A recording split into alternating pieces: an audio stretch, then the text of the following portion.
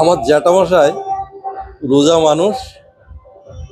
জ্যাঠাকে মানে বিভিন্ন জায়গায় এই ভূতে টুতে আগেরকার ধরতুক না, এর একজনের ওরকম ভূতে ধরেছে, মেয়ে মানুষ, তার ছেলে ডাকতে এসছে যেরকম মাকে ভূতে ধরেছে। তা মেয়েটার বয়স সেই সময়ে এই 65 থেকে 70 বছর হবে। তা আমি জ্যাঠাকে বললাম, জ্যাঠা আমাকে নিয়ে চলো। বললো না রে, যেতে হয় না, ভয় করবে।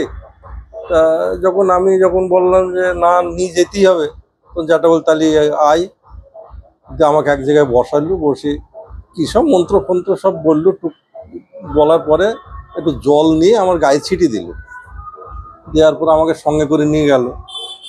দেখি এবার আমাদেরই গ্রামেরই আর এক প্রান্তে তার বাড়ি, তার নাম হচ্ছে অনিল প্রামাণিক, তার মা।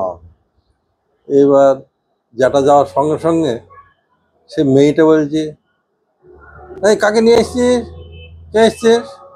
আর যেটা বলছে যে তুই কে?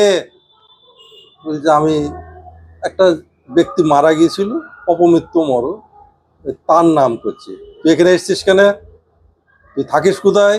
বললাম অমুক জায়গায় থাকি।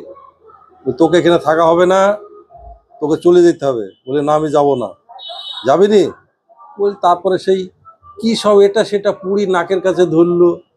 তারপরে সেই আগেকার দিনে সেই নাঙল বওয়ার সময় গরু মোষের চামড়া দিয়ে সে পায়ের নিচে জুতো তৈরি করতো, সে পানাই বলে তাকে।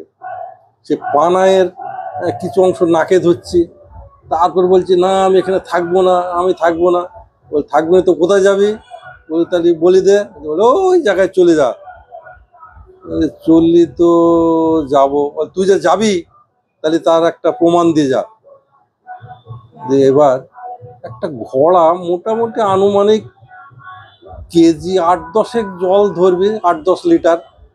সেটা সেই বয়স্ক মানুষটা দাঁতে চেপে ধরলো। ধরার পর বলতে তাহলে কি প্রমাণ নিবি? বললো ওই গাছের ডালটা ভেঙে দিয়ে যা। সে আমি ছেলে মানুষ, হয়তো সেটা আমি লাফ মেরে ধরতে পারবো না, কিন্তু সে দাঁতে জলটা নিয়ে গিয়ে সেখানে ফেলেও দিল। ডালটা লাফ মেরে ধরে ভেঙে দিয়ে চিৎপাটাঙ্গে পড়ে গেল। পড়ে গিয়ে অজ্ঞান। তখন জল টল ছিটে দেখা যাচ্ছে আবার স্বাভাবিক মানুষ হয়ে গেল। ওই আমি ভূত ছাড়ানো দেখেছি যেটা। তারপর আর যেতাম না সঙ্গে। এটা হচ্ছে 1977 কিংবা 78 সাল হবে। মানে সেই সময় গরুর পায়ের ওই চামড়া দিয়ে ওই জিনিসগুলো তৈরি হতো তখন। এখন আর ওই জিনিস হয় না, এখন বিভিন্ন রকম চাষ করেছেন, ট্রাক্টরের চাষ, এখন ওসব হয় না। তখন ওই ওই জিনিসই। এটা কৃষ্ণনগর, পলাশিপাড়ার পাশে, নদিয়া জেলা।